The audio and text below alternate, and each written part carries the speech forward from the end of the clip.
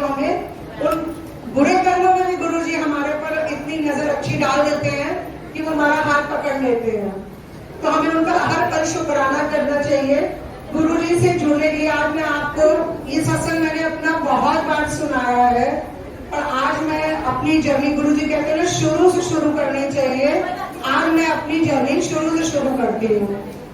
गुरुजी से 2000 दिसंबर 16 में, गुरुजी को मैं जानती भी नहीं थी कि गुरुजी कौन है क्या है। इन्होंने मेरे सपनों में दर्शन दिए। सपने नहीं होते वो तो साक्षात गुरुजी होते हैं। तो 1-2 दिन पहले मैंने गुरुजी को देखा जरूर था फेसबुक पे कि कोई गुरुजी है, पर मुझे ये नहीं मालूम था कि कौन है।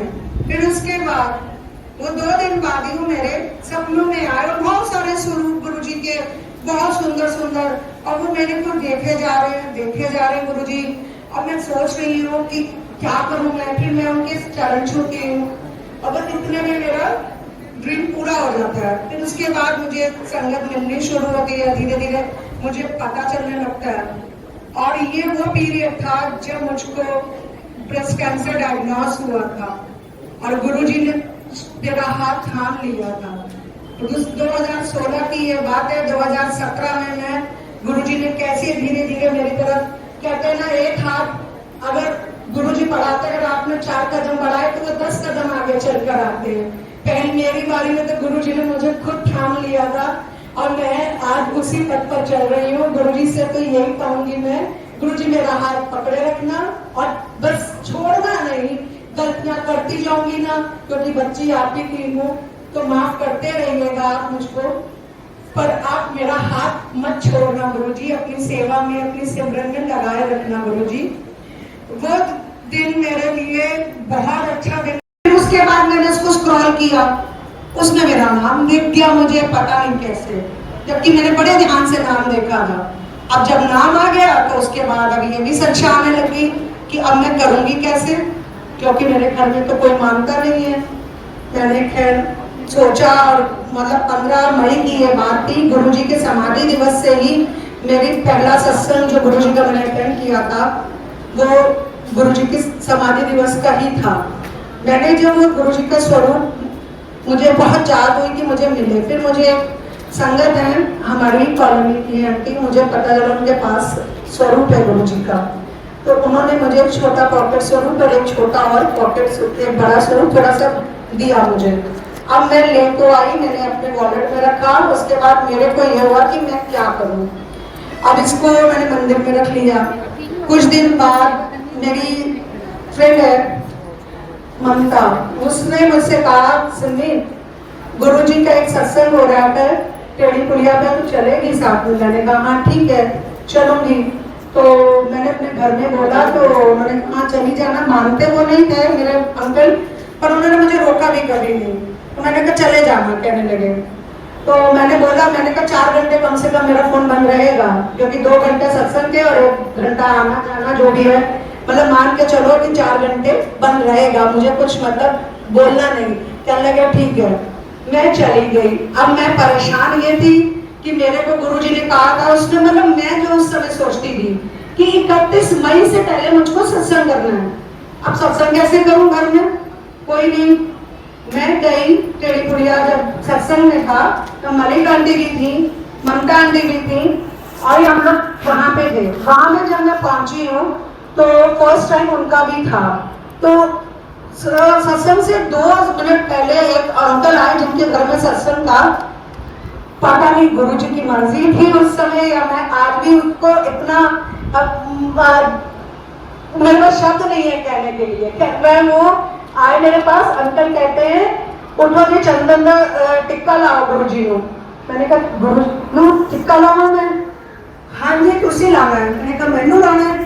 मैं मतलब सोच नहीं पा रही थी और मैं रो रही थी कि गुरुजी इतनी जल्दी सुनते हो मेरी।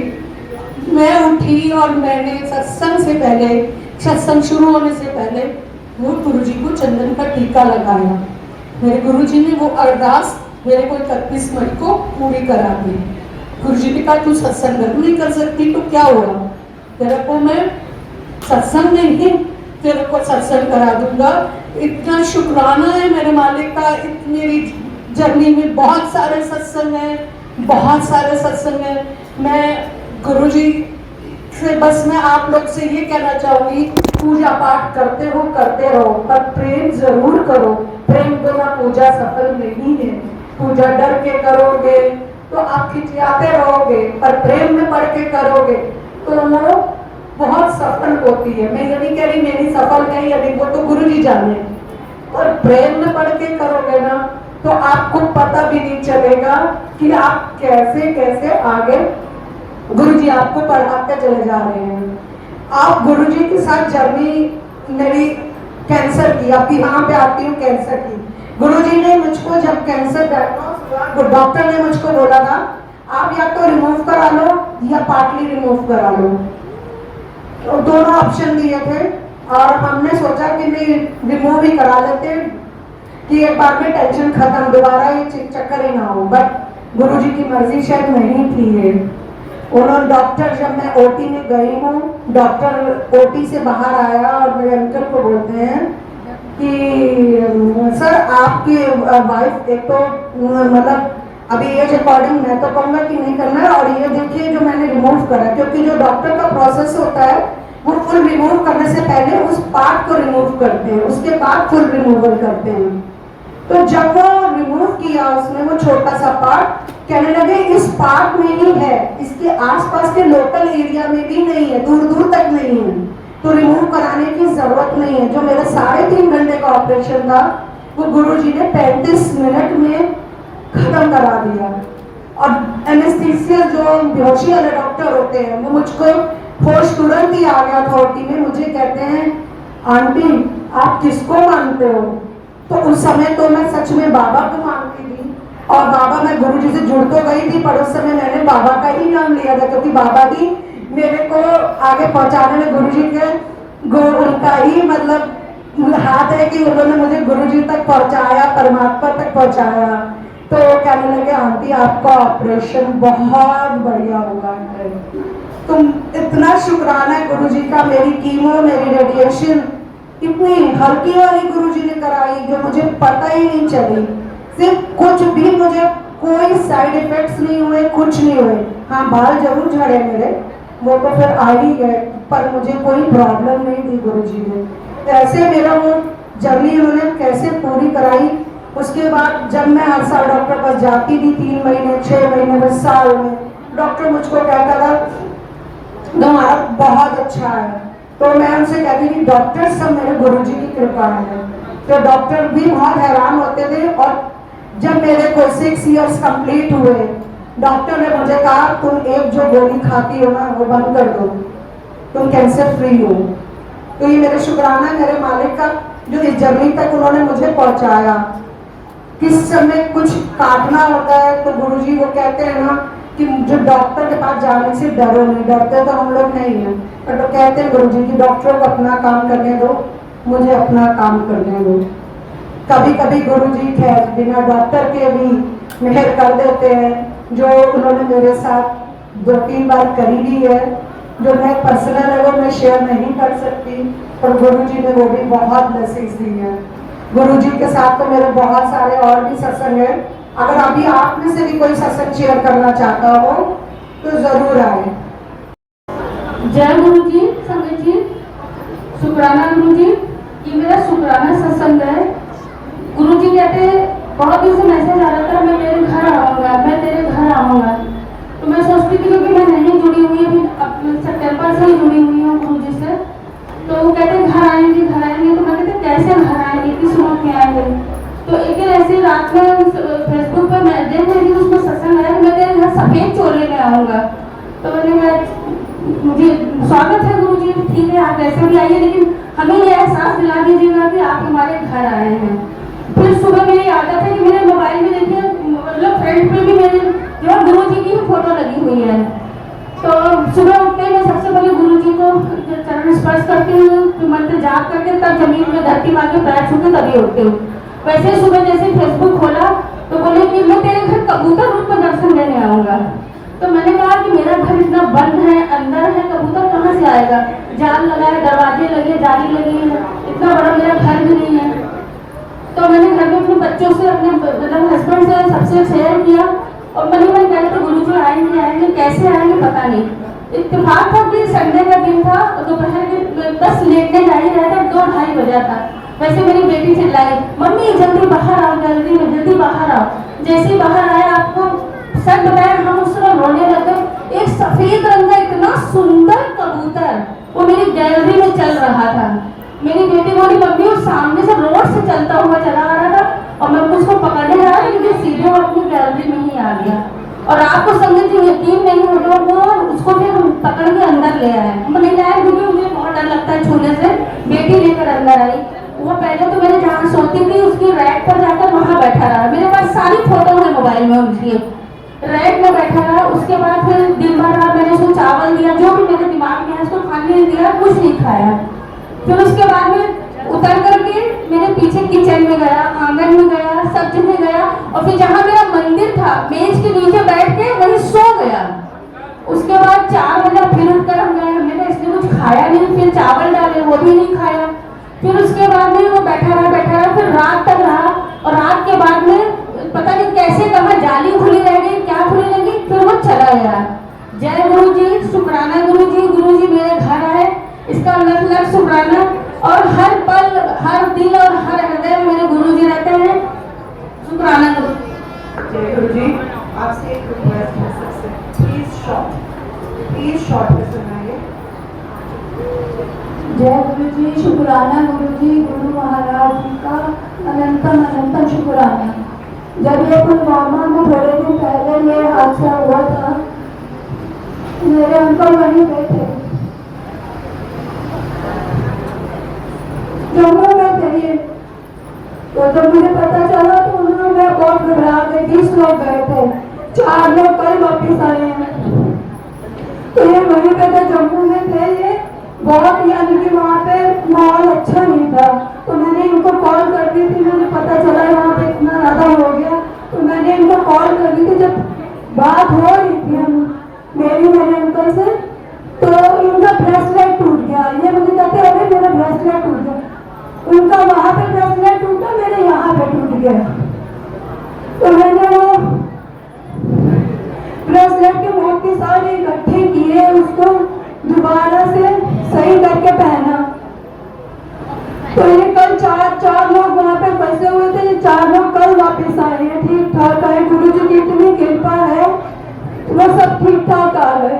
तो कल मैं यही गुरु जी से जब घर से निकल रही थी, तो मैंने गुरु महाराज अब ये ब्रेसलेट में ये भी टूट गया, अब मैं ठीक करके नहीं पहनूंगी, ये लो आप, मैंने आज ही पहना, अब मैं पहनूंगी नहीं, अगर टूट गया सही नहीं करूंगी, तो मुझे ब्रेसलेट चाहिए। तो कल एक संगत मेरी शॉप पे आई, तो ये कहती आप गुरु जी को मानते हो? कहा हाँ जी। उन्होंने मुझे ये ब्रेसलेट देके गए। गुरु महाराज की इतनी कृपा, कोट शुक्राना गुरु महाराज जी का, उन्होंने नया जीवन दान दिया उनको। एक चीज मैं कहना चाहूंगी, कभी भी वहम मत पड़िए कि कभी आपका, जैसे भी गुरु जी का स्वरूप टूटा, ठीक है, इनकी ब्रेसलेट टूटा, गुरु जी कष्ट ले लेते हैं अपने ऊपर। आदमी कुछ ना कुछ होगा जरूर जो गुरु जी ने अपने ऊपर लिया। वो आंटी की जैसे कुर्सी टूटी, मत सोचिए कि क्या हो गया, गुरु जी ने पता नहीं यहाँ पे किसके कैसे कितने कर्म कटाए, हम सबके कुछ ना कुछ कटाया। वहम मत करिए कभी भी। जय गुरु जी, शुक्राना गुरु जी। ये छोटा सा सत्संग है। मेरे पापा की तबीयत बहुत खराब थी, वो अपोलो में आते थे। मुझे खुशी आंटी, सिमी आंटी और हर्षो आंटी से जल प्रसाद मिला, और जिस दिन मैंने उन्हें जल प्रसाद पिलाया, मेरे पापा का वेंटिलेटर उसी दिन हट गया और मेरे पापा 2-3 दिन के बाद डिस्चार्ज होकर घर आ गए। अब 1 महीना हो गया है, वो अपनी ब्रेथ पे हैं, अपनी सांसों पे हैं, उनको वेंटिलेटर भी नहीं लगा, ऑक्सीजन सिलेंडर भी नहीं लगा। गुरुदेव बस उन्हें एकदम स्वस्थ करके चला गए। शुक्राना शुक्राना शुक्राना गुरुदेव। जय गुरु जी, शुक्राना गुरु जी। निशा आंटी जी का लख लख शुक्राना, इतना प्यारे सत्संग गुरु जी के सुनाए निशा आंटी जी ने। गुरु जी महाराज जी हमेशा ऐसे ही निशा आंटी को ब्लेस करते रहें, वे स्वस्थ रहें। जय गुरु जी, और हम लोगों के बीच में हमेशा ऐसे आते रहें और प्यारे प्यारे सत्संग गुरु जी के सुनाती रहें। जय गुरु जी। संगत जी, गुरु जी महाराज जी का बहुत ही प्यारा डिवाइन ब्लेसिंग भरा सत्संग सनातन धर्म मंदिर सिंगार नगर आलमबाग लखनऊ में 11 मई 2025 को संपन्न हो गया है। गुरुजी महाराज जी सत्संग में आए, अपनी प्यारी प्यारी संगत को ब्लेस किए। संगत जी, गुरु का अर्थ ही होता है अंधकार का नाशक, अर्थात गुरुजी अंधकारों को दूर हटाकर अपनी संगत को प्रकाश की ओर ले जाते हैं। गुरुजी महाराज जी अनीता वर्मा आंटी को जुलाई 2007 में ब्लेस करते हैं। आइए अनीता आंटी का सत्संग सुनते हैं कि गुरुजी महाराज जी कब कब और कैसे ब्लेस किए, जो आज अनीता आंटी सुनती हैं और कहती हैं कि गुरुजी महाराज जी ने हमको बहुत ब्लेस किया 2007 में। हम में से अधिकतर आध्यात्मिक मार्ग पर चलने की इच्छा रखते हैं। हम अपनी कल्पना से या इधर उधर से पढ़ सुनकर आध्यात्मिकता के बारे में गलत विचार बना लेते हैं। हमारे विचारों में आध्यात्मिकता का मतलब हिमालय की गुफा में रहना या फिर देश की लंबाई और चौड़ाई नापना है। हम इससे अनजान रहते हैं कि आध्यात्मिक ज्ञान तो केवल गुरु के कमल चरणों में सिर झुकाकर ही पाया जा सकता है। जय गुरु जी। संगत जी, हमें वही इस संसार के मोह माया के जाल से निकालकर सही मार्ग पर आगे बढ़ा सकते हैं। बिना गुरु का जीवन में कोई भी संगत आगे नहीं बढ़ सकता। जीवन में एक गुरु का होना अति आवश्यक है। संगत जी, गुरु का अर्थ ही है, इसीलिए कि गुरुजी महाराज जी जीवन में जब आते हैं तो हमारे सारे अंधकार खत्म हो जाते हैं। गुरु का अर्थ है अंधकार का नाशक। हम तो अंधेरे में भटक रहे हैं संगत जी, परंतु जैसे ही गुरु मिलते हैं हमारा जीवन बदलने लगता है। केवल गुरु में ही इतनी शक्ति है कि वे हमें वहाँ से निकाल देते हैं जहाँ अंधकार रहता है, जहाँ संकट रहता है, जहाँ दुख रहता है। गुरु में इतनी शक्ति होती है, इन सब चीज़ों से हमें बाहर निकालकर हमारा मार्गदर्शन उचित करते हैं। संगत जी, गुरु जी महाराज जी साक्षात भगवान के रूप हैं। उनकी मौजूदगी ही सफलता के सारे रास्ते आगे बढ़ाने के लिए काफ़ी है। गुरु जी महाराज जी के मदद से ही तो हम अपनी आत्मा को प्रकाशित कर सकते हैं और गुरु जी महाराज जी हमारी मदद करते हैं। जीवन में उनकी मदद से ही हम भक्ति का ज्ञान प्राप्त करते हैं, हासिल करते हैं। संगत जी, जय गुरु जी। संगत जी, हमारे पवित्र पुराण गुरु शिष्य के उदाहरणों से बहुत भरे हुए हैं। हमारे वह सारे महापुरुष जिन्हें हमने साक्षात भगवान माना है, उन सब ने मनुष्य रूप में इस धरती पर जन्म लेकर गुरु से ज्ञान प्राप्त किया था। कृष्ण जी संप्रदिदन के चरणों में बैठे तो राम जी ने वशिष्ठ से उपदेश प्राप्त किया। यीशु ने जान से जॉर्डन नदी के किनारे ज्ञान प्राप्त किया और देवताओं के गुरु बृहस्पति को कौन नहीं जानता है, सभी जानते हैं उनको। संगत जी, जय गुरु जी। संगत जी, हमारा सौभाग्य है कि हमारी गुरु जी की खोज में हमें गुरु जी का आशीर्वाद मिला है। वह ईश्वरत्व के मनुष्य के रूप में प्रतिबिंब है। वह अंतर्यामी, सर्वव्यापी और परम शक्तिशाली हैं। जय गुरु जी। संगत जी, गुरु जी महाराज जी करुणा की बौछार हैं। जब अपनी करुणा किसी संगत पर बरसाते हैं तो अनंत ब्लेसिंग दे जाते हैं। संगत जी, 1991 की एक सच्ची घटना है। 1991 में मेरे घुटनों में अचानक दर्द पीड़ा शुरू हो गया था और संगत जी, पीड़ा इतनी ज़्यादा हो गई थी कि दर्दनाशक दवाइयाँ लेने के बाद भी मैं रात भर से सो नहीं पाती थी। मैंने एलोपैथी, होम्योपैथी और घरेलू चिकित्सा सब प्रयोग कर लिए, पर दर्द जैसा का तैसा बना रहा। संगत जी, जब मैंने गुरु जी को इसके बारे में बताया तो उन्होंने रसोई से एक चम्मच मंगाकर मेरे घुटनों पर रखकर एक मंत्र जाप का उच्चारण किया। संगत जी, ठीक उसी समय सारा दर्द समाप्त हो गया और उसके बाद फिर कभी लौटकर नहीं आया। आप समझ सकते हैं कि गुरु जी महाराज जी के अंदर कितनी शक्तियां हैं। मात्र एक चम्मच से उन्होंने मेरा सारा दर्द खत्म कर दिया। और संगत जी, मैं अब भी अपनी घर की तीसरी मंजिल तक सीढ़ियों से चढ़ती हूँ और प्रतिदिन 2 घंटे घूमने भी जाती हूँ। यह सब मालिक की मेहर का आशीर्वाद है। मैं तो सीढ़ियाँ भी नहीं चढ़ पाती थी, घूम भी नहीं पाती थी, थकावट हो जाती थी, लेकिन गुरुजी महाराज जी ने एक चम्मच मंगाकर मेरे घुटनों से टच किया और आज तक वह दर्द वापस नहीं आया। संगत जी, ऐसे गुरुजी चमत्कारी गुरुजी हैं। वे जब देने पे आते हैं तो कितना भी बड़ा संकट हो, कितनी भी बड़ी बीमारी हो, गायब हो जाता है। संगत जी, सारा दर्द खत्म हो जाता है। संगत जी, अपने दिल्ली तबादला होने की खबर पाकर मैं ब्यूटी पार्लर खोलना चाह रही थी, क्योंकि मैंने इसकी और बाल संवारने की शिक्षा ली थी और पहले एक ऐसी जगह पर काम भी कर चुकी थी, पर गुरुजी ने इसकी इजाज़त पहले नहीं दी थी। उन्होंने कहा कि इससे मुझे दमा हो जाएगा। संगत जी, आप समझ सकते हैं कि गुरुजी महाराज जी भूत भविष्य वर्तमान हमारा वो सब जानते हैं और गुरुजी को मालूम था कि मेरे आगे मुझे क्या होने वाला है। शायद इसीलिए गुरुजी महाराज जी ने हमें इजाज़त नहीं दी और उन्होंने कहा कि इससे दमा हो जाएगा। और संगत जी, कुछ समय बाद मुझे वास्तव में ही दमा हो भी गया। संगत जी, एक दिन मेरी हालत इतनी गंभीर हो गई कि मैं अपने जीवन के लिए संघर्ष करने लगी। मुझे सांस लेने में बहुत मुश्किल हो रही थी और मुझे अब लगने लगा कि ये मेरी ज़िंदगी का अंत है, मेरी मृत्यु हो सकती है।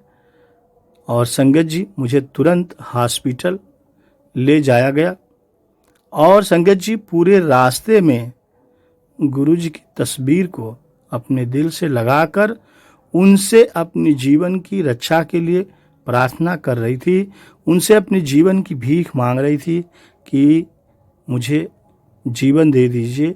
आपने कहा था कि दमा हो जाएगा और दमा सच में हो गया है। अब इससे आप ही छुटकारा दिला सकते हैं। और संगत जी, मुझे तुरंत ऑक्सीजन और कुछ इंजेक्शन दिए गए। बाद में डॉक्टर ने बताया कि 2 मिनट की ही देरी भी मेरे लिए जानलेवा हो सकती थी।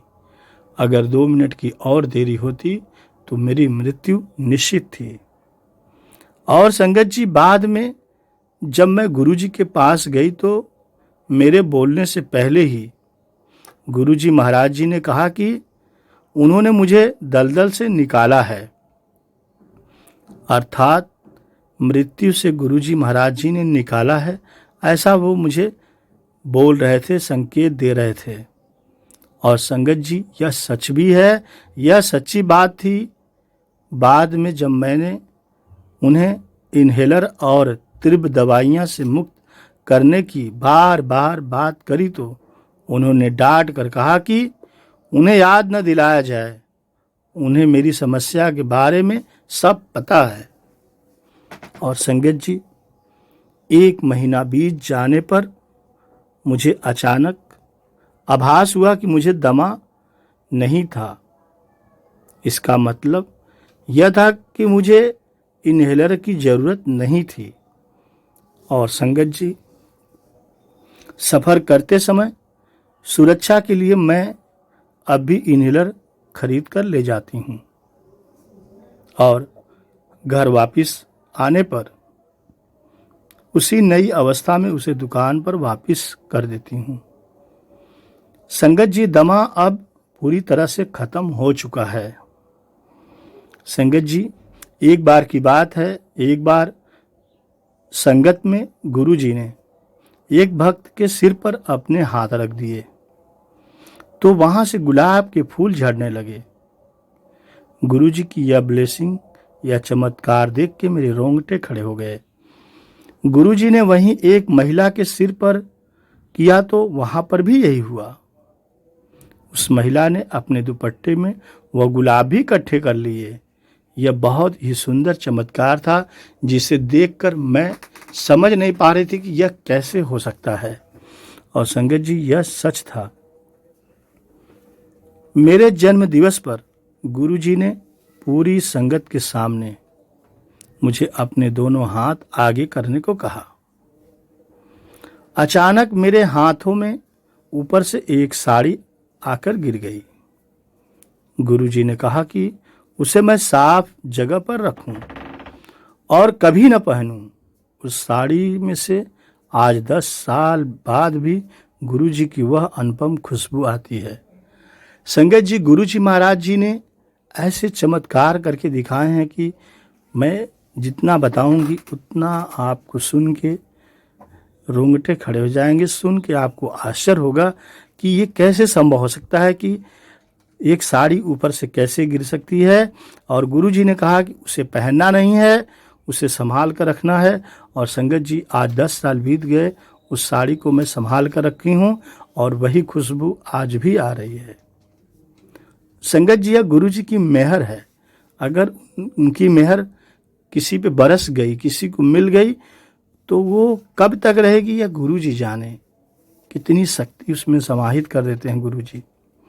और संगत जी, गुरुजी ने कुछ साल पहले कहा था कि मेरी बेटी का विवाह एक सज्जन व्यक्ति से होगा। मेरे बिना किसी कोशिश के मेरी बेटी का विवाह ऐसे ही घर में हुआ और गुरुजी की कृपा से वह आज 2 बच्चों की मां भी है। संगत जी, गुरुजी महाराज जी प्रसाद बांटकर सबको आशीर्वाद देते हैं और मैंने कई बार उनको स्वयं अपने खाली हाथों से किसी बर्तन में से नहीं, शुद्ध घी का प्रसाद प्रकट कर बांटते हुए देखा है। एक बार इसी तरह उन्होंने एक भक्त को कढ़ा प्रसाद दिया था। कई बार उन्होंने इस तरह खाली हाथों में से अपनी खुशबू से भरे लड्डू निकालकर भक्तों में बांटे हैं। संगत जी, सबको मेरा परामर्श यही है कि बहुत सारे कम गहरे कुएं मत खोदिए। इनका जल या तो खारा होगा या यह जल्दी ही सूख जाएंगे। ये गहरा कुआं खोदिए जिसका जल आप जीवन भर प्राप्त कर सकें। अर्थात भक्ति ज्ञान एक गुरु से प्राप्त करने की कोशिश कीजिए और उस ज्ञान के अर्थ को समझिए। कुछ समय तक उनके चरणों में रहिए। यहां वहां घूमकर उत्सुकतावश कई लोगों के बीच बैठकर थोड़े ही समय में अपना विश्वास आप खो सकते हैं। और संगत जी, केवल एक गुरु के वचनों का पालन कीजिए। औरों के पास जाने से आप हैरान हो सकते हैं, परेशान हो सकते हैं, वहमों में जा सकते हैं। इसलिए संगत जी, आप असमंजस में भी पड़ सकते हैं, इसलिए ऐसा कदापि ना करें। संगत जी, एक कहावत है कि एक डॉक्टर से आपको निर्धारित दवाई मिलती है, 2 सुझाव और 3 से दाह संस्कार की विधि। संगत जी, एक गुरु आपको हनुमान जप करने को कहेंगे, दूसरे गुरु कहेंगे कि राम नाम जपो, तीसरे गुरु कहेंगे कि वे हर रोज पूजा करने की सलाह देंगे।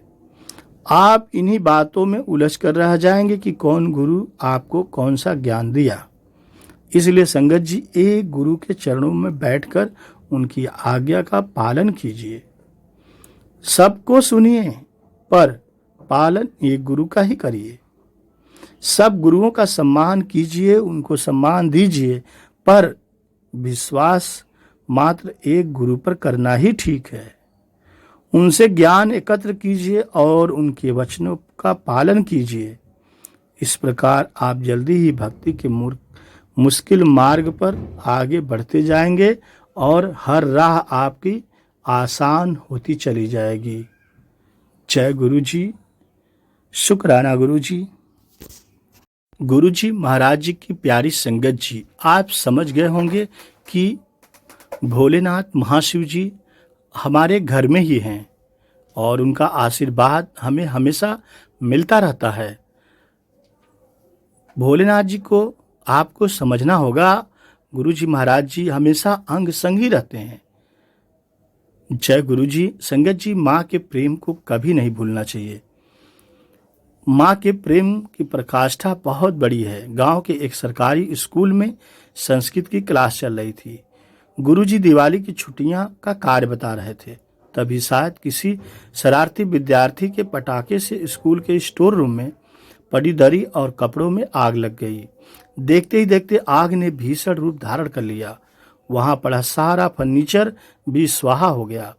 सभी विद्यार्थी के घरों से हैंडपंपों से जो बर्तन हाथ में आया उसी में पानी भरकर आग बुझाने लगे। आग शांत होने के काफी देर बाद स्टोर रूम में घुसे तो सभी विद्यार्थियों की दृष्टि स्टोर रूम की बालकनी, छज्जे पर जल रही कोयला बने पक्षी की ओर गई। पक्षी की मुद्रा देखकर स्पष्ट था कि पक्षी ने उड़कर अपनी जान बचाने का प्रयास तक नहीं किया था और वह स्वेच्छा से आग में भस्म हो गई। सभी को बहुत आश्चर्य हुआ। एक विद्यार्थी ने उस जल पर कोयला बने पक्षी को धकेला तो उसके नीचे से 3 नवजात चूजे दिखाई दिए जो सकुशल थे और चहक रहे थे। उन्हें आग से बचाने के लिए पक्षी ने अपनी पंखों के नीचे छिपा लिया और अपनी जान देकर अपने चूजों को बचा लिया था। संगत जी, भी एक विद्यार्थी ने संस्कृत वाले गुरुजी से प्रश्न किया, गुरुजी, इस पक्षी को अपने बच्चों से कितना मोह था कि इसने अपनी जान तक दे दी। संगत जी, गुरुजी ने तनिक विचार कर कहा, नहीं, यह मोह नहीं है, अपितु माँ के प्रेम की पराकाष्ठा है। मोह करने वाला ऐसी विकट स्थिति में अपनी जान बचाता और भाग जाता। प्रेम और मोह में जमीन आसमान का काफी फर्क है।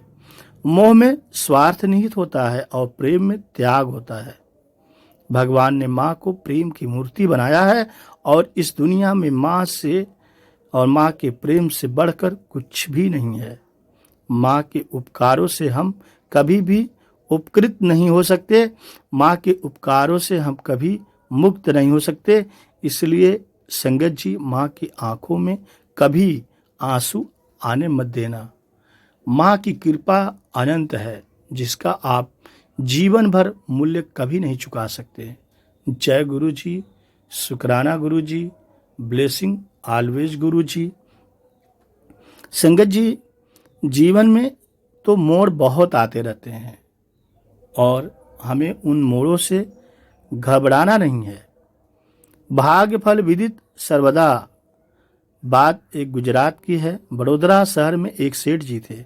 उनके पास बहुत धन दौलत थी।